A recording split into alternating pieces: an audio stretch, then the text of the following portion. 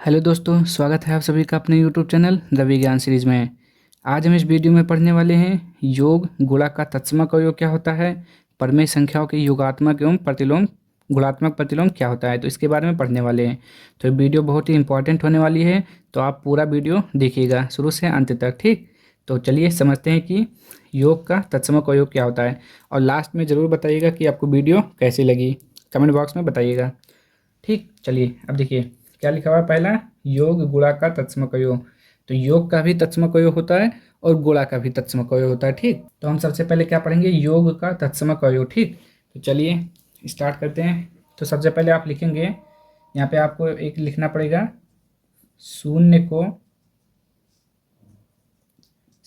को योग का तत्समक अवयव कहते हैं। योग का तत्समक अवयव कहते हैं, अवयव कहते हैं। ठीक, पहले आप ये लिख लीजिए, तब थोड़ा समझते हैं।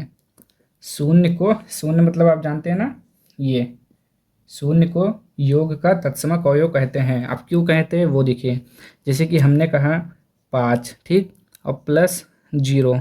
अब 5 में आप 0 जोड़ेंगे तो आपको क्या मिलेगा बताइए। 5 में 0 जोड़ेंगे तो आपको क्या मिलेगा, तो आप कहेंगे जी हमको 5 मिलेगा। ठीक, 6 में आप 0 जोड़ेंगे तो आपको क्या मिलेगा, आप कहेंगे 6 मिलेगा। 7 में 0 जोड़ेंगे तो क्या मिलेगा, 7 मिलेंगे। मतलब क्या हुआ, जो संख्या देखिए, जिस संख्या में आप 0 जोड़ रहे हैं हमें वही संख्या मिल रही है। अगर 6 में 0 जोड़ें तो 6 मिल गया, 7 में जोड़ें तो 7 मिल गया।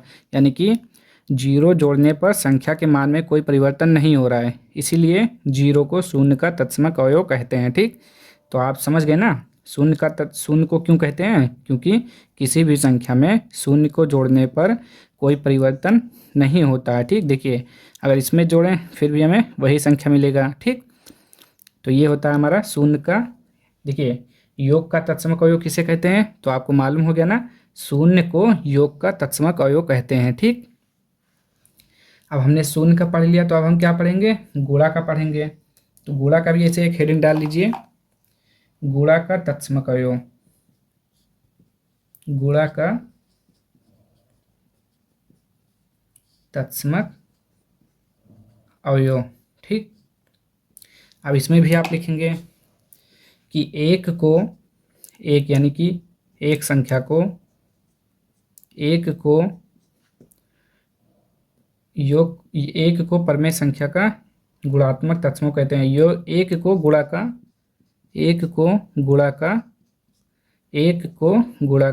तत्समक अवयव कहते हैं। ठीक, ऐसे आप लिख लीजिए, अवयव कहते हैं,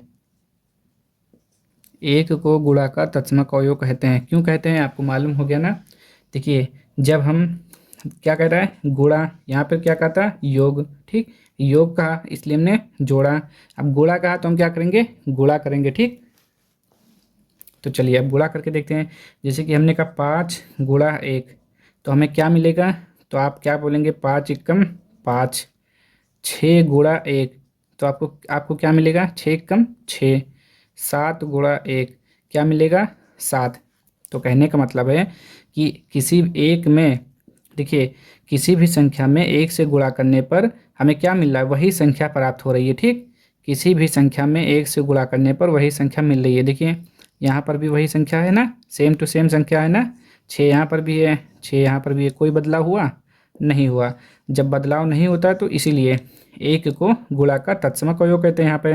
और देखिए यहाँ पर हमने क्या लिखा था, 0, तो जोड़ने पर भी कोई परिवर्तन नहीं हो रहा है, तो 0, इसलिए 0 को योग का तत्समक अवयव कहते हैं। और गुणा पर करने पर कोई परिवर्तन नहीं होता है, इसलिए 1 को गुणा का तत्समक अवयव कहते हैं। ठीक, यहाँ पे देखिए 7 गुणा 7 लिखा हुआ है, 7 गुणे 1 बराबर 7। ठीक, अब चलिए आगे का देखते हैं, परमेय संख्याओं का योगात्मक एवं गुणात्मक प्रतिलोम।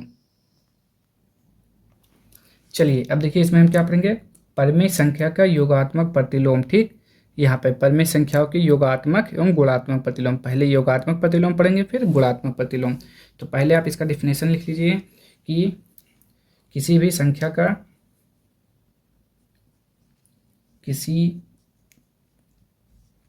किसी भी संख्या के किसी भी संख्या के विपरीत संख्या को विपरीत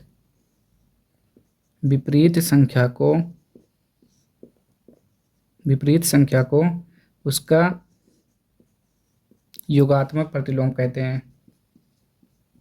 योगात्मक प्रतिलोम कहते हैं।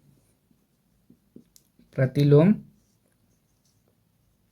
कहते हैं। ठीक, चलिए अब समझते हैं। देखिए, किसी भी संख्या के विपरीत संख्या को उसका योगात्मक प्रतिलोम कहते हैं। ठीक, अब थोड़ा समझने का प्रयास करिएगा। जैसे कि हमने कहा, देखिए हमने यहाँ पे लिखा है एक संख्या 6। ठीक, अब हमने कहा कि 6 का योगात्मक, देखिए कह रहा है किसी भी संख्या के विपरीत संख्या को। अब देखिए यहाँ पे क्या लिखा हुआ है, बताएंगे आप जरा। 6 लिखा हुआ है ना, तो हम 6 को इसको क्या पढ़ते हैं, +6 पढ़ते हैं ना। तो ये हमारा लिखा हुआ है +6। ठीक, अब +6 का विपरीत क्या होता है, माइनस होगा ना। +6 का विपरीत क्या होगा, -6, यानी कि इसका विपरीत हो जाएगा -6। तो देखिए हमने क्या परिभाषा में लिखा, किसी भी संख्या के विपरीत संख्या को उसका योगात्मक प्रतिलोम कहते हैं। ठीक, तो +6 का योगात्मक प्रतिलोम -6। ठीक, तो यही होता है कि जो विपरीत संख्या को योगात्मक प्रतिलोम कहा जाता है। अगर यहाँ पर +6 है तो इसका योगात्मक प्रतिलोम -6 हो जाएगा। अगर हमने यहाँ पे लिखा -7, -7 का योगात्मक प्रतिलोम क्या होता है, तो आप बोलेंगे इसका उल्टा कर देंगे। विपरीत मतलब क्या हुआ, उल्टा हुआ। प्रतिलोम मतलब क्या होता है, उल्टा ही होता है ना। तो योगात्मक प्रतिलोम मतलब उल्टा कर देना। तो -7 है तो इसका उल्टा क्या हो जाएगा, +7 हो जाएगा। तो ये होता है हमारा योगात्मक प्रतिलोम। यानी कि जो भी संख्या अगर आपसे पूछा है 2/5, ठीक, अगर कह रहा है इसका योगात्मक प्रतिलोम, तो आप क्या करेंगे, 2/5 लिखा हुआ है ना, प्लस में है तो इसका अपोजिट क्या हो जाएगा, माइनस। माइनस का 2/5 हो जाएगा।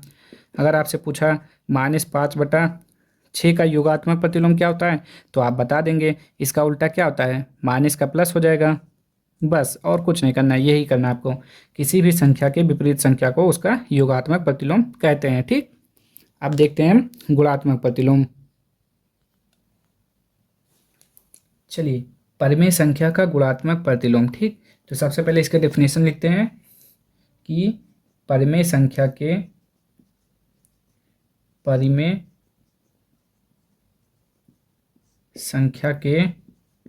व्युत्क्रम को गुणात्मक प्रतिलोम कहते हैं। ठीक, व्युत्क्रम को गुणात्मक प्रतिलोम कहते हैं। अब जैसे इसमें थोड़ा समझिए, हमने क्या लिखा, परिमेय संख्या के व्युत्क्रम को गुणात्मक प्रतिलोम कहते हैं। देखिए जैसे हमने लिखा यहाँ पे 1/4। ठीक, अब हमें क्या मालूम करना है, इसका गुणात्मक प्रतिलोम। ठीक, अब थोड़ा डिफरेंस समझिएगा योगात्मक प्रतिलोम और गुणात्मक प्रतिलोम में। योगात्मक में केवल आपको प्लस माइनस करना रहता है। ठीक, और गुणात्मक में देखिए, ये देखिए इस व्युत्क्रम का मतलब होता है उल्टा। अगर ऊपर है तो नीचे, नीचे का ऊपर। ठीक, ऐसे पलट देना है आपको।